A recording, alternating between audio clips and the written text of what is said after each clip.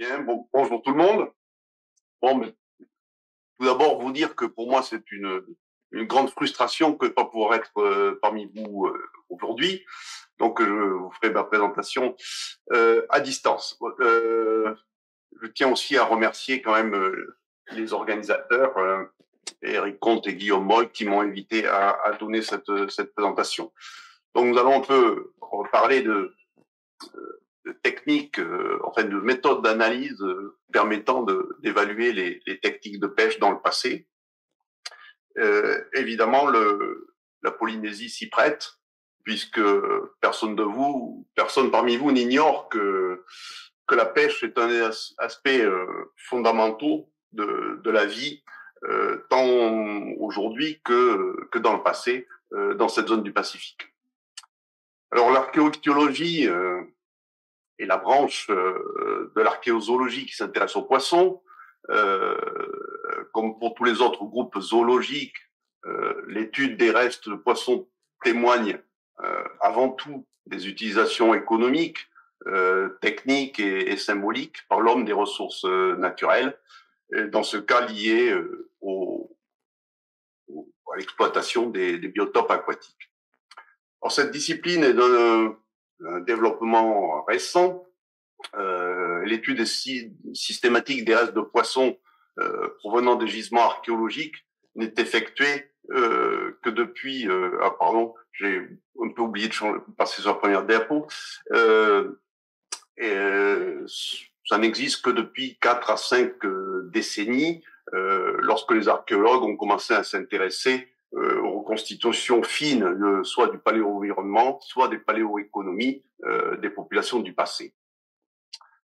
Alors, un peu pour la petite histoire, l'ichthyoarchéologie donc est une discipline jeune, même si on a des traces de premières études au 19e siècle.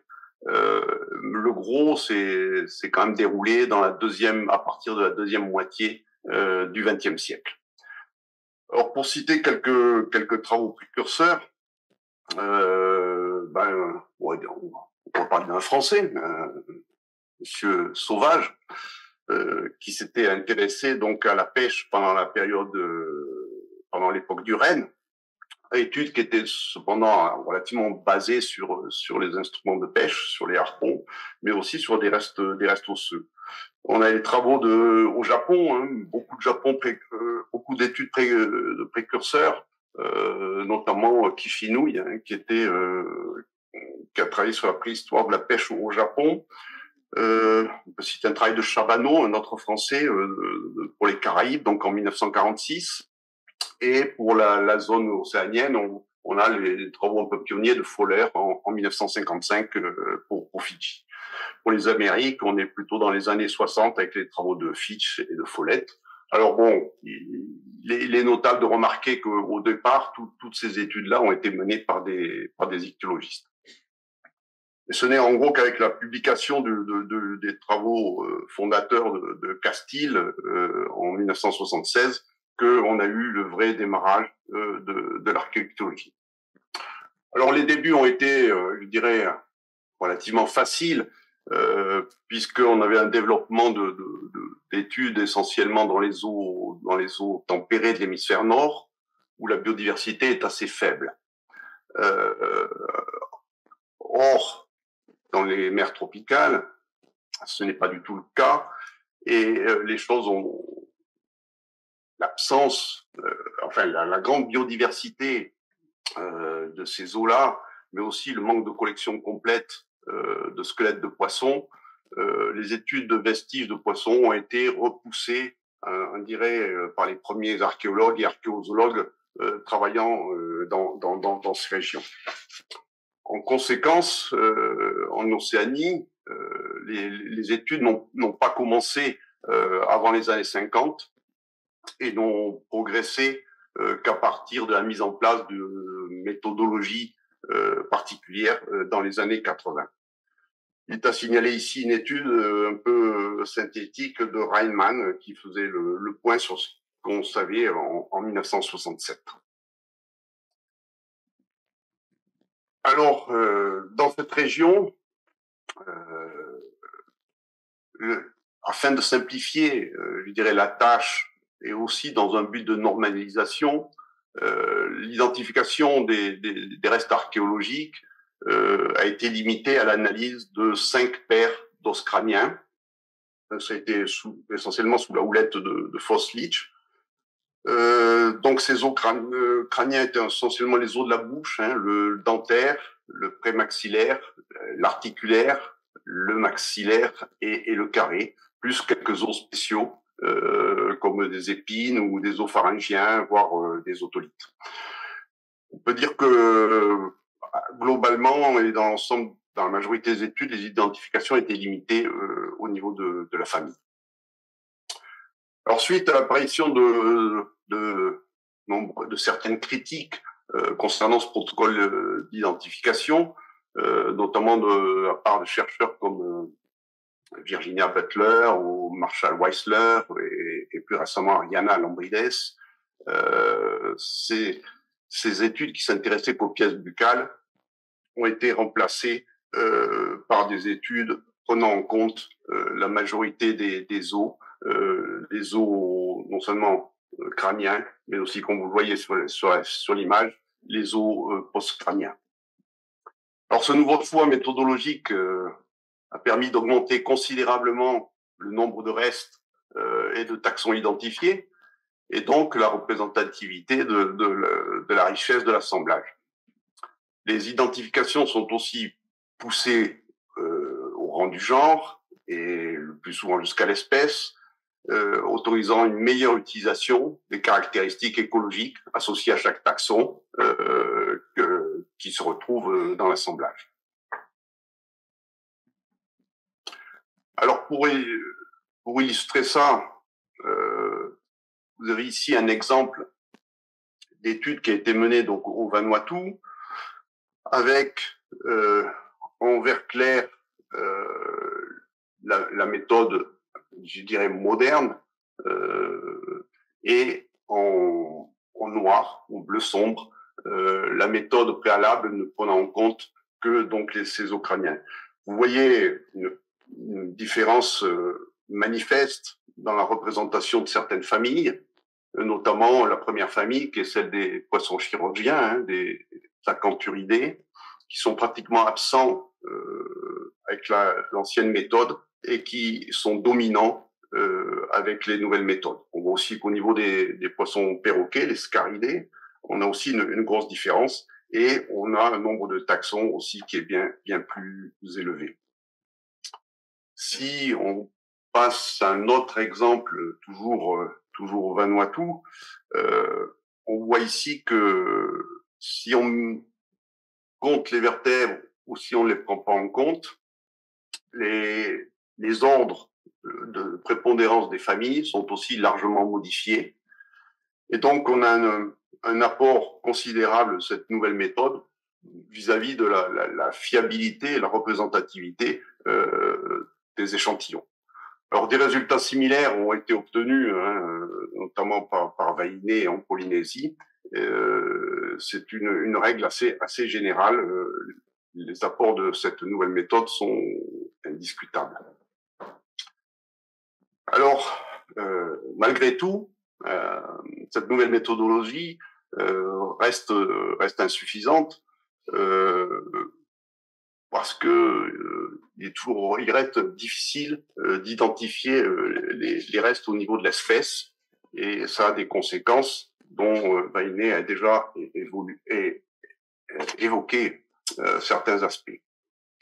En effet, l'identification correcte des espèces est la clé de voûte de toute interprétation, qu'elle soit culturelle ou environnementale. Bon, elle permet d'améliorer évidemment les connaissances sur les milieux exploités et donc les techniques de pêche qui sont appliquées. On ne pêche pas tous les poissons dans les mêmes endroits et avec les mêmes techniques. Ça permet aussi d'améliorer nos connaissances sur la biodiversité historique de l'écosystème, comment était l'écosystème dans le passé, quelles étaient les fréquences et la présence des espèces. Ça permet aussi de croiser les données de façon plus précise lorsqu'on veut faire des comparaisons entre sites archéologiques. quand on a les espèces, on sait de quoi on parle et on peut comparer en connaissance de cause.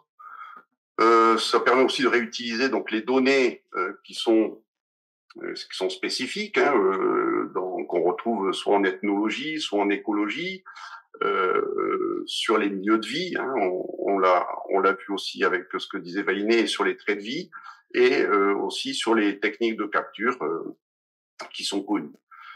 Alors, je vais donc centrer là mon discours donc sur cette identification fine des espèces, sans aborder d'autres aspects importants, comme la quantification ou les reconstitutions de taille. Alors, en quelque sorte, pour nous, le Graal, la quête du Graal, est essayer d'arriver donc à une identification fine. Le problème de l'identification précise des vestiges reste entier pour certains groupes ou certaines régions. Or, si l'on veut pouvoir décrire la biodiversité des milieux anciens et leur exploitation, la détermination spécifique reste incontournable. Parmi les problèmes, citons par exemple les cyprinidés dans les européennes. On a beau être en Europe et avec beaucoup de gens qui travaillent, qui mettent des méthodes au point, il reste toujours impossible, quasiment, d'identifier des restes vertébraux de poissons blancs, comme on les appelle, c'est-à-dire les carpes, les chevennes et autres goujons.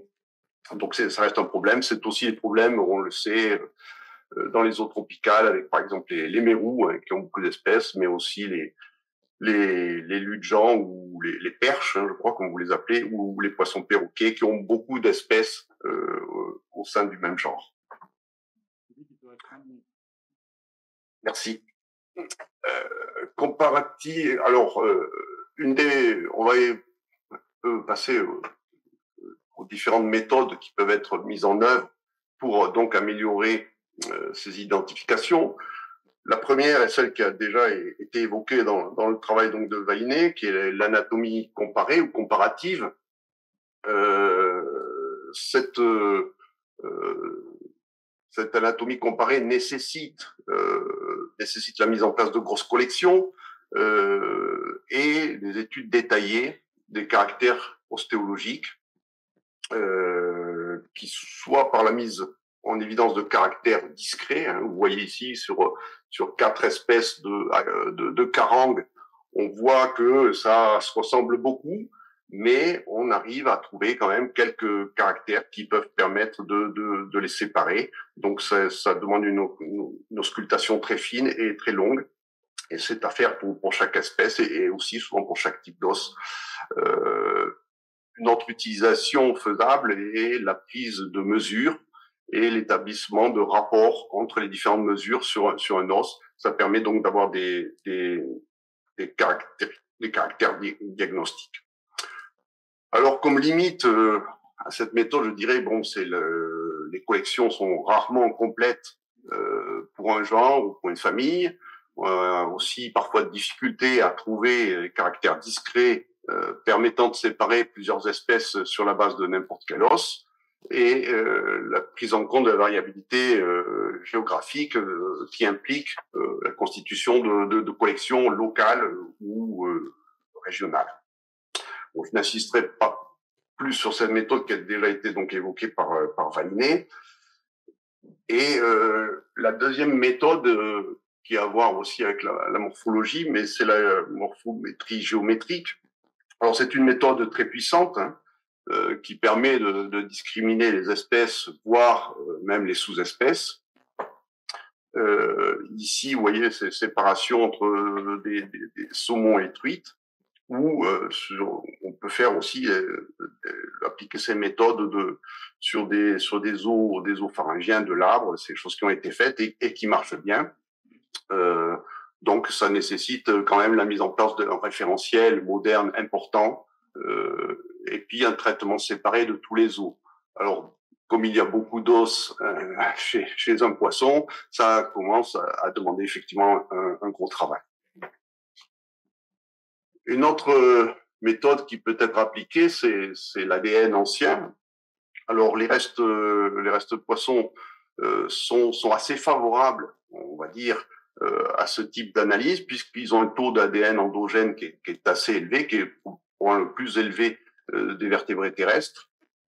Et on a vu aussi que sur des saumons et truites du Magdalénien, chez nous, on avait des bons résultats d'extraction, ce qui permet aussi d'ailleurs de travailler sur des petites quantités d'os. Par ailleurs, l'ADN donc permet de nombreuses applications quand ça marche, notamment de type biologique. Bon, je ne détaillerai pas, mais il n'y a pas que l'identification, il y a des applications sur la paléodémographie, sur l'effet de la sélection, l'évolution du génome au cours du temps. Il y a des tas de choses qui sont très intéressantes aujourd'hui. Le seul problème majeur, c'est que dans les zones tropicales, l'ADN se conserve très mal et il n'y a pratiquement pas d'études qui montrent des résultats probants pratiquement dans la zone intertropicale. Il faut dire aussi que le coût de ce type d'analyse est très élevé. Bon, moi, j'essaie de... La dernière méthode est porteuse, c'est la paléoprotéomique. C'est donc la zooarchéologie par spectrométrie de masse qui permet de fournir des identifications taxonomiques sur la base des protéines. Donc, c'est quelque chose qui est assez similaire à l'ADN, mais au lieu de séquencer des bases, on séquence des acides aminés, notamment dans le collagène. Alors, la stabilité est assez bonne et dans le temps, et la préservation est généralement meilleure que l'ADN, notamment dans les milieux tropicaux. Alors, chez la plupart des poissons téléostéens, la molécule de collagène est constituée de 3 chaînes différentes, ce qui va nous permettre, ce qui donne une grande diversité dans les séquences de collagène et offre un potentiel de résolution taxonomique assez élevé. Donc on voit que le poisson est aussi finalement assez favorable à ce type d'études.